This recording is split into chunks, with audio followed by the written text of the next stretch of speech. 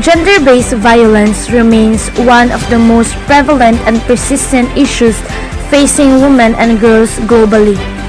Conflict and other humanitarian emergencies place women and girls at increased risk of many forms of GBV.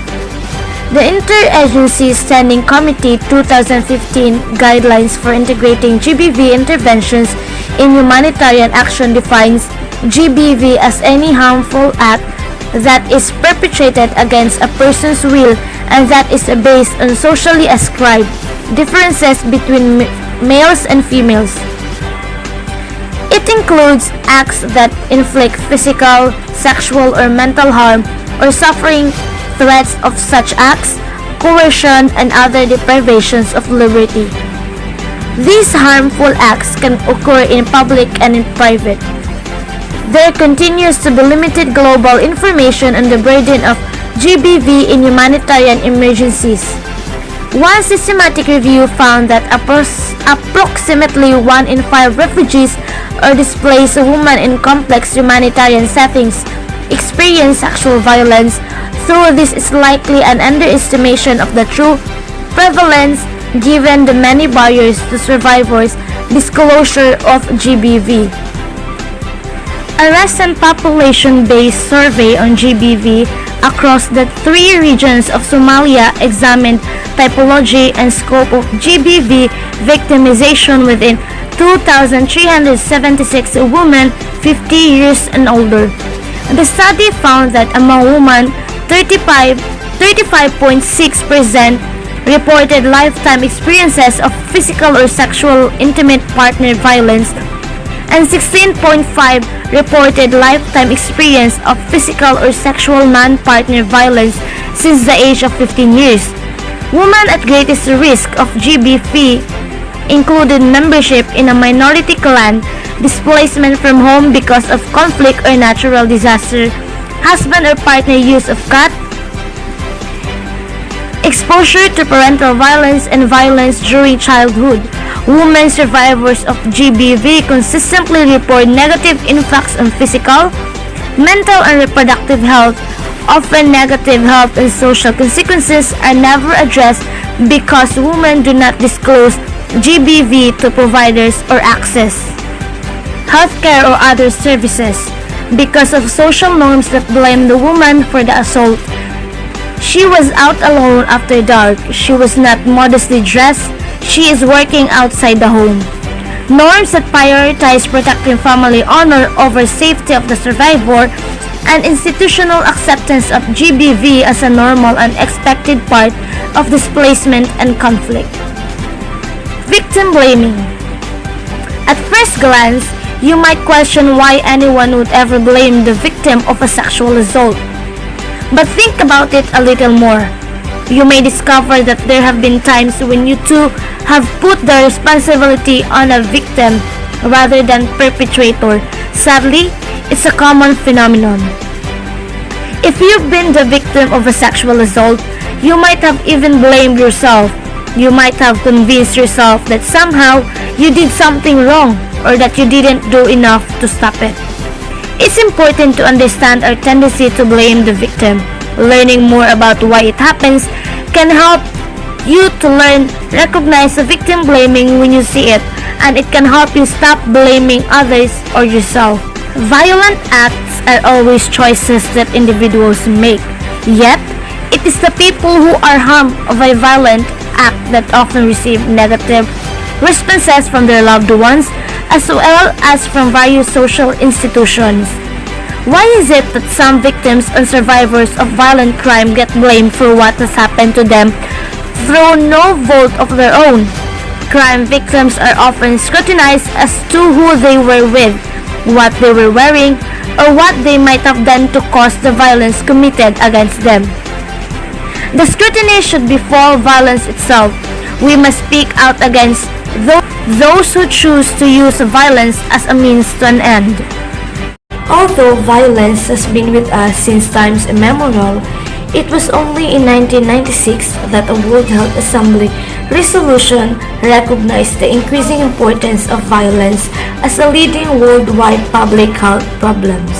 Violence is an extremely complex phenomenon that has its roots in the interaction of many factors: biological, social, cultural, economic, political, and is mainly caused by unequal power relations. Gender, social inequalities, and inequities are related to many of the risk factors of violence, particularly at the societal level. These factors can exacerbate other risk factors that create conditions in which violence can thrive. Conversely, increased equality and equity can multiply the effects of protective factors to reduce the level of violence. Recent debate has brought the importance of addressing violence directed at women and girls. Violence against women is any act of gender-based violence that results in or is likely to result in physical, sexual, or psychological harm or suffering to women, including threat of such acts, coercion or arbitrary deprivations of liberty, whether occurring in public or private life. Violence against women has always been a tactic by which men maintain control over and exploit women's bodies and labor, and has been used when a woman does not comply with the perpetrator's wishes or as a means of displacing a man's anger or bolstering his surging masculinity. Violence against women is not only a manifestation of unequal power relations between men and women. It is also a mechanism of perpetuating gender inequality. The violence directed at women and girls simply because they are female can prevent them from obtaining equal status and full enjoyment of their human rights. As stated in the Beijing Platform for Action, fear of this violence can function as a barrier that limits women's access to opportunities and resources. Aside from the more culturally recognized physical and emotional abuse, behaviors such as destruction of property, threats, harassment, and ridicule constitute violence against women. It still reports that there is a complex dynamic interaction between the various beliefs and structure of a culture which is conducive to the violence towards women. This is supported by Breyer 2004, who identifies socio-cultural factors such as poverty, social inequality, and inadequate social support as some of the variables that combine to determine the seriousness of the impact of violence against women. Furthermore, Ibukwe reported that in some countries there are some cultural and traditional laws against women that negotiate women's rights, which in one way or the other promotes violence against. In such countries, one may argue that violence against women has been institutionalized. Gisika, Nata, and Konyani reported that there are men who believe that they can be cured of AIDS if they had sex with a virgin, and also that some men believe that they could get rich if they had sex with their daughters on recommendation from a traditional healer. This study also concluded that girls experience different forms of violence both at school and in the home, which limits their participation in education, and that the perpetrators of this violence are fellow pupils and friends. Another study conducted by Firi, Nankuni, and Manais revealed that in Malawi, even women and girls in tertiary institutions experience some form of gender-based violence. This study established that 67% of female students in a tertiary institution had experienced sexual harassment, and that 12% of them had been raped. The study further observed that women and girls experience many forms of gender-based violence in their homes, workplaces, religious institutions, police stations, prisons, hospitals, institutions of learning, including tertiary institutions, and even in entertainment places. According to the study, gender-based violence in the home may take the form of battery, sexual abuse of female children and workers, female genital mutilation, dowry-related violence, and marital rape, while in the general community, gender-based violence exists in the form of sexual abuse, rape, sexual harassment, trafficking of women and forced prostitution. Women-in-law in Southern Africa reported that 86 to 90% of gender-based violence takes the form of domestic violence. Domestic violence, according to Wilsa, includes drunken, husband, forced sex, economic deprivation, petty accusations, mental torture, and freedom denial.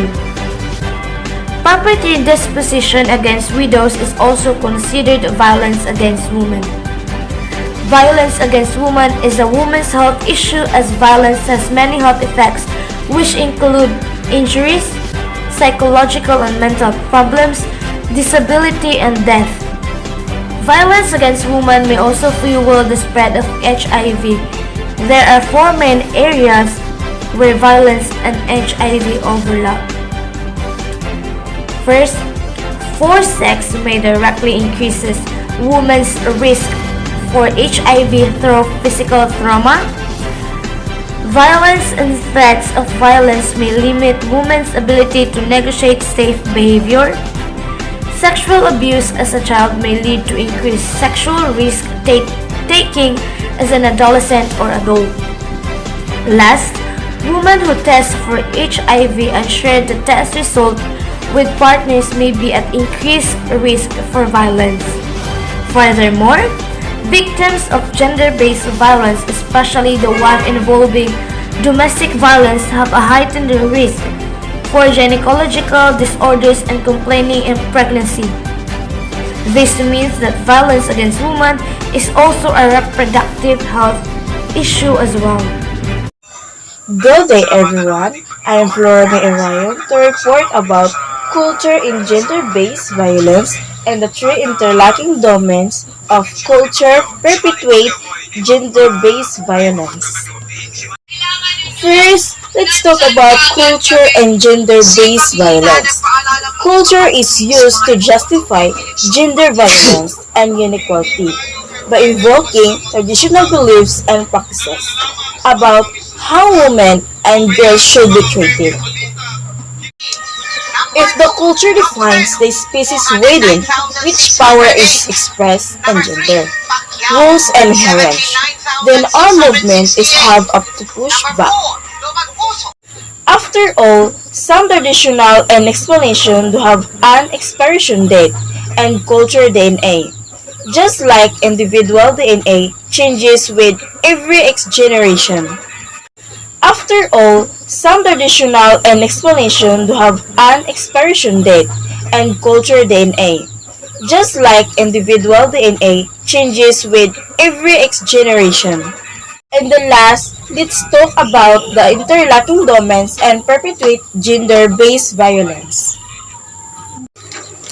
The culture of ethic and identify specific communities, prescribe and maintain traditional partial gender norms and roles, define transgressions from their norms, patrol on the boundaries of what they deem it is not culturally acceptable, enforcing compliance by violence, coercion, pressure, rejection, or as one gay survivor put it, husband's right to use violence.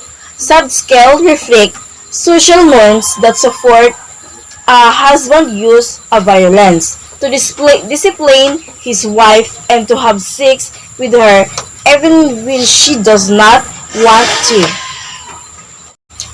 High score on the personal beliefs domains. For each of subscale reflect greater willingness to speak out against social norms that endorse GBV.